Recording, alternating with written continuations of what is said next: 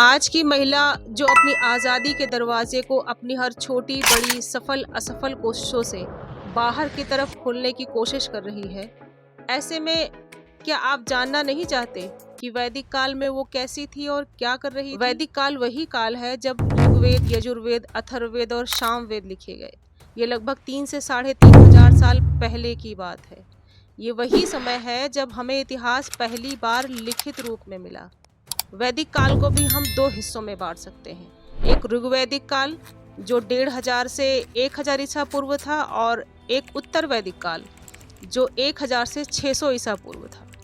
अब हम अगर ऋग्वेद के बारे में बात करें तो उसमें जो महिलाओं के बारे में जानकारी मिलती है, उस हिसाब से वो सभा और विदथ में भाग ले सकती थी, यानी आज की लोकसभा और राज्यसभा जैसे। लोपामुद्रा का जिक्र है जो विदर्भ राज की पुत्री थी और अगस्त ऋषि से उनका विवाह हुआ था। वे ऋग्वेद की रचनाकारों में से एक थी। और आप जानते हैं उस समय अंतरजातीय विवाह होते थे। हालांकि जातियां पूरी तरह से बनी नहीं थी अभी, और लोगों को उनके पेशे के हिसाब से मोटा मोटा जातियों में बांट दिया गया था। पर्दा प्रथा तो बिल्कुल भी नहीं थी। पुनर्विवाह जरूर होते थे। महिलाओं का उपनयन संस्कार भी होता था।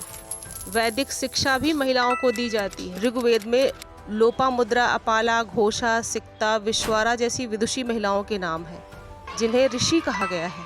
अब हम उत्तर वैदिक काल की बात करते हैं जो 1000 ईसा पूर्व से 600 ईसा पूर्व था। राजा का पद अनुवांशिक हो गया। अब राजा का बेटा ही राजा बनेगा। उसे जमीन का अधिकारी मान लिया गया। कुछ लोगों को ताकत अधिक बांटी गई और कुछ लोगों से ऑब्वियस है छीनी गई। उसमें से एक वर्ग महिलाओं का वर्ग था। अब महिलाओं का उपनयन संस्कार बंद कर दिया गया।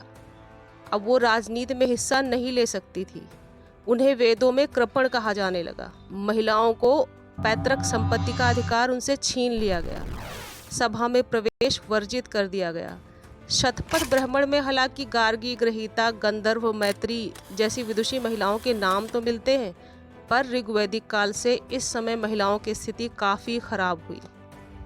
ऋग्वैदिक काल शासन और संगठन के आधार पर काफ़ी हद तक कबायली था, और उत्तर वैदिक काल अधिक संगठित और ताकतवर था। पर इस समय अधिकारों का विभाजन शक्ति और संसाधनों के आधार पर हो गया।